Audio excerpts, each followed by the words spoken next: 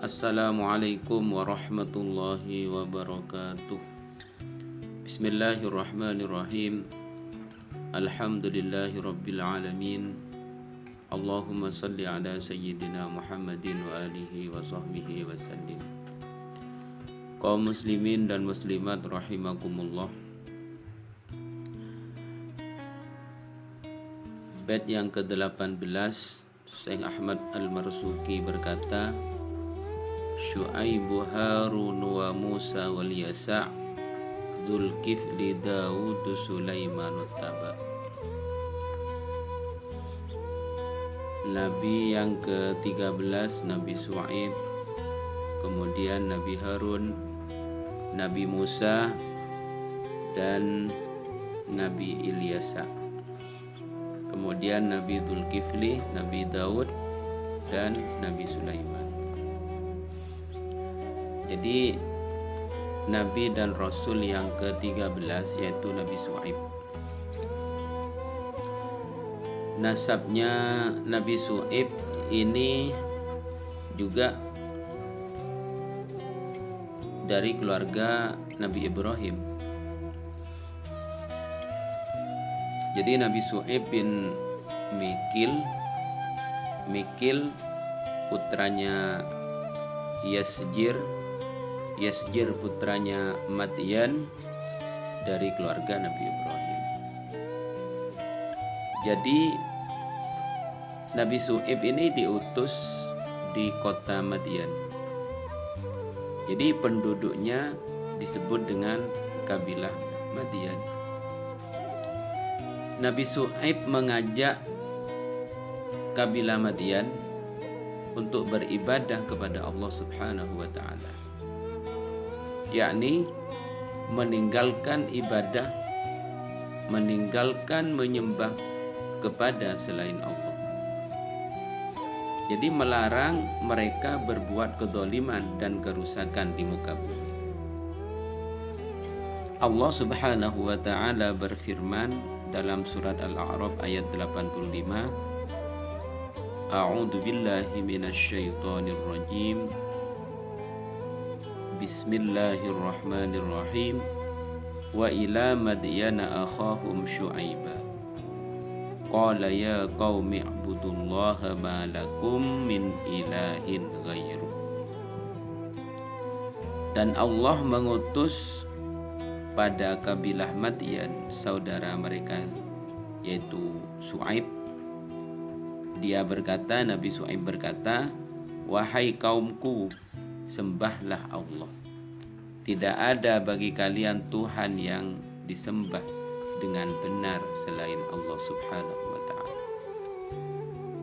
Jadi kaum Madyan tidak mau menerima dakwah Nabi Syu'aib. Bahkan mereka mengancam akan membunuh Nabi Syu'aib. Akhirnya Allah menurunkan azab kepada mereka. Allah menimpakan gempa bumi yang sangat dahsyat, sehingga jasad-jasad mereka bergelimpangan tanpa nyawa. Itulah kalau Allah sudah murka. Jadi Nabi Syu'aib sampai pada akhirnya meninggal. Nabi Syu'aib itu wafat di Yordania dan dikuburkan di sana di sebuah lembah yang dikenal dengan lembah Syu'aib. Kemudian Nabi dan Rasul yang ke-14 yaitu Nabi Harun. Nasabnya Nabi Harun ini juga bersambung kepada Nabi Ibrahim. Nabi Harun putranya Imron. Imron putranya Yasar. Yasar putranya Kohit. Kohit putranya Lawi. Lawi putranya Yakub. Yakub putranya Ishak. Ishak putranya Nabi Ibrahim alaihissalam. Nabi Harun itu saudara kandung Nabi Musa. Jadi beliau dilahirkan 3 tahun setelah kelahiran Nabi Musa alaihissalam. Nabi Harun itu diangkat menjadi seorang nabi untuk membantu Nabi Musa dalam berdakwah ketika akan diutus untuk berdakwah pada Raja Fir'aun. Seperti yang dijelaskan di dalam Al-Quran, qala rabbi inni qataltu minhum nafsam fa akhafu ayyaqtulun. Nabi Musa berkata, Rabbi, wahai Tuhanku, inni qataltu minhum, aku telah membunuh seseorang di antara mereka. Fa akhafu ayyaqtulun, aku khawatir mereka akan membunuh. Wa akhi Harun huwa afsahu minni lisanan. Saudaraku Harun lebih fasih lisannya daripada aku. Fa arsilhu ma'i yarid an yusaddiquni, maka utuslah dia bersamaku sebagai pembantu untuk membenarkanku. Inni akhafu ayyukadzibun, aku khawatir mereka mendustakan. Jadi Nabi Musa minta kepada Allah agar Nabi Harun diutus untuk membantu Nabi Musa. Kemudian Nabi dan Rasul yang ke-15 yaitu Nabi Musa. Nasabnya Nabi Musa ya juga bersambung kepada Nabi Ibrahim. Jadi Nabi Musa putranya Imron, Imron putranya Yasar, Yasar putranya Kohit, Kohit putranya Lawi, Lawi putranya Yakub, Yakub putranya Nabi Ishak, Nabi Ishak putranya Nabi Ibrahim. Jadi satu jalur dengan Nabi Harun, karena Nabi Harun saudara kandungnya Nabi Musa. Nabi Musa lahir pada masa raja yang sangat dolim, yaitu Fir'aun. Dolim, kafir, dan mengaku sebagai Tuhan. Namanya Al-Walid bin Mus'ab, Fir'aun Mesir. Itu namanya Al-Walid bin Mus'ab, itu Fir'aun Mesir. Salah satu kemuliaan Nabi Musa bahwa beliau bisa diperdengarkan kalam Allah yang azali dan abadi. Allah Subhanahu wa taala berfirman, Qala ya Musa inni istafaituka 'alan nasi birisalati wa bikalami fahud ma ataituka wa kum minasyakirin. Qala ya Musa, Allah berfirman, wahai Musa, inni istafaituka 'alan nasi birisalati wa bikalami. Sesungguhnya aku memilih engkau dari manusia yang lain dengan risalahku dan kalamku. Fahud ma ataituka wa kum minasyakirin. Sebab itu berpegang teguhlah kepada apa yang aku berikan kepadamu dan hendaklah engkau termasuk orang yang bersyukur. Jadi kisahnya Nabi Musa itu di dalam Al-Quran disebutkan dalam berbagai surat. Banyak di dalam Al-Quran ceritanya Nabi Musa. Di antaranya yaitu di dalam surat Al-A'raf itu juga ada. Banyak cerita-cerita tentang Nabi Musa di berbagai surat. Tidak memungkinkan untuk diulas secara detail karena terlalu banyak ceritanya Nabi Musa itu dalam Al-Quran. Tapi secara garis besarnya bahwa kisah kelahiran dan menyusunya Nabi Musa yaitu pada ibunya.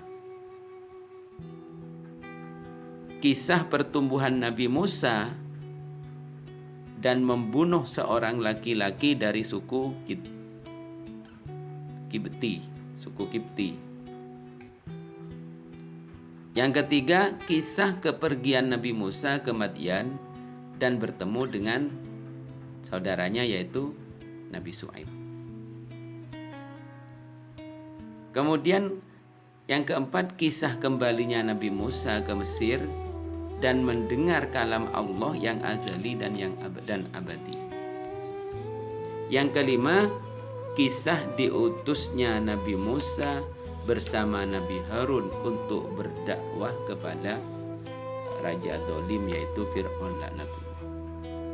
Yang keenam yaitu kisah Nabi Musa bersama para tukang sihir Fir'aun. Yang ketujuh, kisah tentang azab yang menimpa pada Fir'aun dan pengikutnya.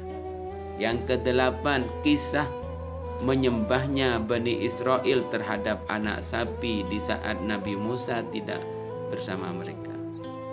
Yang kesembilan, kisah sapinya Bani Israel. Yang kesepuluh, kisah Nabi Musa bersama Nabi Khidir. Yang ke-11, kisah Nabi Musa bersama Qarun. Itu semua ada dalam Al-Quran. Al-Baqarah dan yang lain itu banyak dalam Al-Quran. Nabi Musa wafat pada usia 120 tahun. Tidak terlalu tua. Kemudian yang ke-16, Nabi dan Rasul yang ke-16 yaitu Nabi Ilyasa. Nabi Ilyasa ini keturunan dari Nabi Yusuf. Keturunan dari Nabi Yusuf. Nabi Yusuf putranya Nabi Yakub. Nabi Yakub putranya Nabi Ishak. Nabi Ishak putranya Nabi Ibrahim alaihissalam. Jadi bersambung juga kepada Nabi Ibrahim. Jadi Nabi Ilyas diutus menjadi seorang nabi setelah Nabi Ilyasa diutus menjadi seorang nabi setelah Nabi Ilyas. Allah Subhanahu wa taala berfirman, "Wadhkur Ismaila wal Yasa'a wa dzal kifli wa kullum minal akhyar." Wadhkur Ismaila wal Yasa'a, dan sebutlah Ismail, Ilyasa, wa dzal kifli dan Dzul Kifli, semuanya termasuk orang-orang pilihan. Yang ke-17, Nabi dan Rasul yang wajib kita ketahui adalah Nabi Dzul Kifli. Nasabnya Nabi Dzul Kifli ini itu juga dari Nabi Ayub. Jadi Dzul Kifli putranya Nabi Ayub. Kemudian Nabi Ayub sudah dijelaskan di bagian nasabnya Nabi Ayub. Di dalam Al-Quran, Nabi Dzul Kifli tidak disebutkan kisahnya, baik secara rinci maupun global. Nabi Dzul Kifli. Jadi para ulama berbeda pendapat tentang beliau. Sebagian ulama mengatakan beliau adalah seorang laki-laki yang soleh dan seorang qadhi yang adil. Tetapi pendapat yang benar, beliau adalah seorang nabi. Jadi ada beda pendapat. Ada yang mengatakan beliau adalah seorang laki-laki yang soleh, seorang qadhi dan adil, yang adil. Pendapat yang masyhur, yang bisa dikatakan paling benar adalah beliau adalah seorang nabi. Karena dalam Al-Quran nama beliau disandingkan dengan nama-nama para nabi, yaitu wadhkur Ismaila wal Yasa'ah wa dzal kifli wa Ismaila wa dzal kifli wa Ismaila wa Idrisa wa dzal kifli kullum minas sabirin. Dan Nabi Ismail, Nabi Idris, dan Nabi Dzulkifli semuanya tergolong sebagian orang-orang yang sabar. Semoga menjadi keterangan yang barokah, yang manfaat. Amin Allahumma amin. Assalamualaikum warahmatullahi wabarakatuh.